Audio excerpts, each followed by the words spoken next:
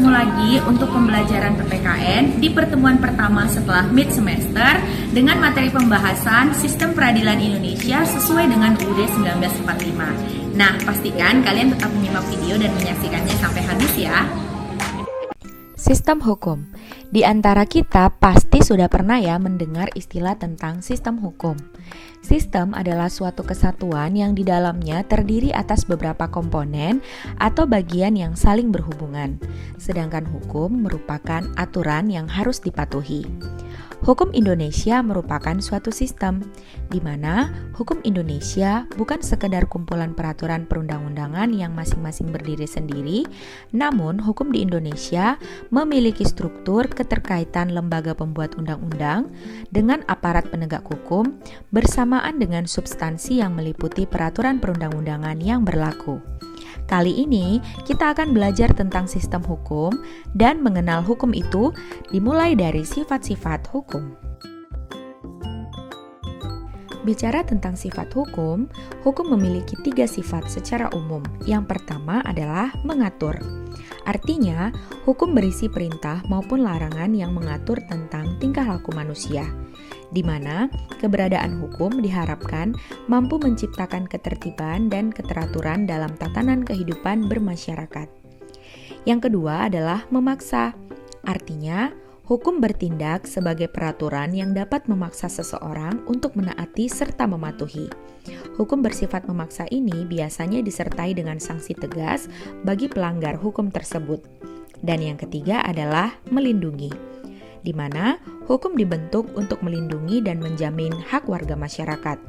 Artinya, hukum yang bersifat melindungi diharapkan mampu menciptakan keseimbangan, keadilan, dan ketertiban di antara berbagai kepentingan masyarakat. Pada umumnya, perlindungan hukum ini diberikan kepada siapapun tanpa memandang perbedaan sehingga tidak ada diskriminasi. Selain memiliki sifat, pada dasarnya hukum juga memiliki unsur, di mana dalam hal ini ada 4 unsur yang harus dimiliki sistem hukum. Unsur yang pertama adalah peraturan tentang tingkah laku manusia. Artinya, hukum berisi perintah atau larangan untuk mengatur tingkah laku atau tindakan manusia dalam kehidupan bermasyarakat. Sebagai contoh, agar masyarakat terhindar dari tindak kejahatan, maka diberlakukan hukum pidana. Yang kedua, hukum dibuat oleh badan resmi yang berwenang. Artinya, hukum tidak dibuat oleh orang biasa, tetapi oleh lembaga yang berwenang. Sebagai contoh, hukum tentang peraturan daerah hendaknya dibuat oleh pemerintah daerah yang berwenang dan bukan oleh camat atau lurah dari daerah lain. Yang ketiga, hukum bersifat memaksa dan mengikat. Artinya, hukum harus memiliki aturan yang jelas serta memiliki sanksi atas setiap tindakan yang dilakukan oleh pelanggarnya. Sebagai contoh, pengendara hendaknya mematuhi aturan berlalu lintas dan bagi yang melanggar akan dikenakan sanksi sesuai dengan peraturan perundang-undangan yang berlaku. Dan unsur yang terakhir adalah memiliki sanksi yang tegas. Artinya, hukum mempunyai sanksi atas setiap pelanggarannya. Sanksi adalah hukuman yang dijatuhkan kepada seseorang yang melanggar hukum. Sebagai contoh, hukuman penjara ataupun denda yang akan diberikan kepada setiap pelanggar-pelanggar hukum sesuai dengan KUHP atau Kitab Undang-Undang Hukum Pidana. Setelah kita memahami sifat dan unsur hukum, pada dasarnya kita harus tahu tujuan adanya hukum. Hukum merupakan serangkaian petunjuk yang berisi pedoman-pedoman perilaku manusia dalam masyarakat.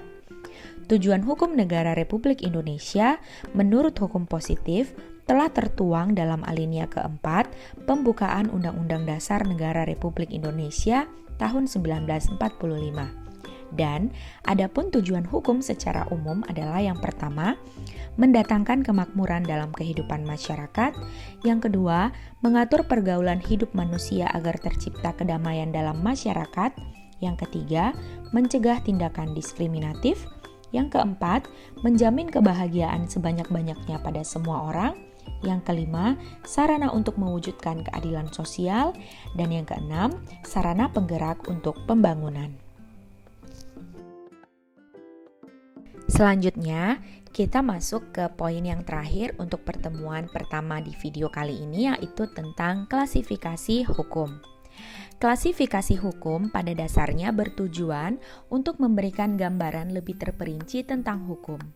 Menurut Ahmad Sanusi, pengklasifikasian hukum bertujuan untuk memperoleh pengertian lebih baik tentang hukum serta dapat lebih mudah menemukan dan menerapkan hukum. Berikut ini pengklasifikasian hukum yang didasarkan pada pengertian secara umum. Pengklasifikasian hukum yang pertama adalah hukum menurut isinya. Menurut isinya, hukum dibagi menjadi dua bentuk. Yang pertama, hukum publik atau hukum negara, dan yang kedua, hukum privat atau hukum perdata.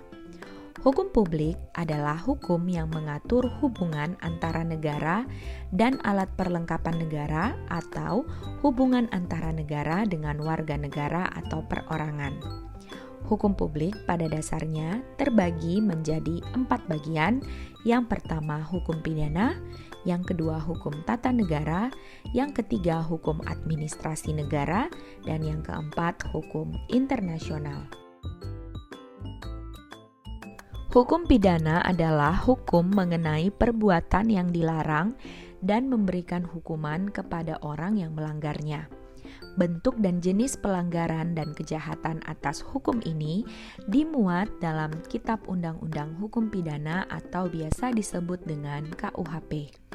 Yang kedua, hukum tata negara. Hukum tata negara adalah hukum yang mengatur bentuk dan susunan pemerintahan suatu negara serta hubungan antar lembaga negara. Yang ketiga, hukum administrasi negara. Hukum ini adalah hukum yang mengatur cara menjalankan tugas atau hak dan kewajiban dari pejabat negara atau biasa disebut sebagai alat perlengkapan negara. Dan yang keempat, hukum internasional adalah hukum yang mengatur hubungan antar negara dalam hubungan internasional. Pengklasifikasian hukum menurut isinya yang kedua adalah hukum privat atau perdata.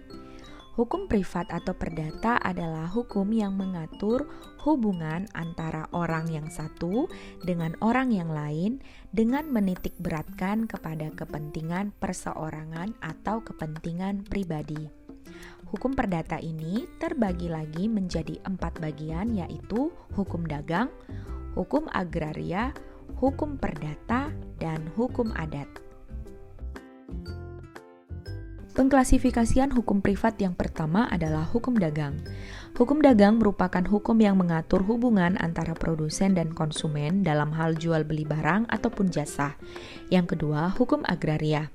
Hukum ini mengatur tentang pertanahan, di mana semua hak atas tanah wajib didaftarkan kepada Badan Pertanahan Nasional atau BPN agar mendapat kepastian hukum.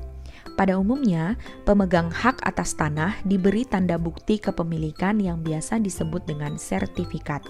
Yang ketiga, hukum perdata. Hukum ini mengatur hubungan antara orang yang satu dengan orang yang lain dengan menitik beratkan kepada kepentingan pribadi atau perorangan. Misalnya seperti kasus perceraian, perebutan harta, perebutan hak asuh, dan lain-lain. Dan yang terakhir adalah hukum adat. Hukum adat pada umumnya tidak tertulis dan meliputi aturan-aturan hukum yang tidak ditetapkan oleh pihak yang berwajib. Namun meskipun demikian, hukum adat tetap ditaati dan didukung oleh masyarakat berdasarkan atas keyakinan bahwa aturan tersebut mempunyai kekuatan hukum masing-masing. Untuk klasifikasi hukum berikutnya akan kita bahas di video minggu depan ya. Nah, demikian video pembelajaran untuk pertemuan kita kali ini. Pastikan kalian tetap mengerjakan soal latihan yang sudah Miss sediakan dalam aplikasi Edmodo, dan pastikan juga kalian membuat rangkuman catatan dari setiap video pembelajaran yang sudah kalian saksikan. Sampai jumpa di pertemuan berikutnya. Tetap sehat. See you.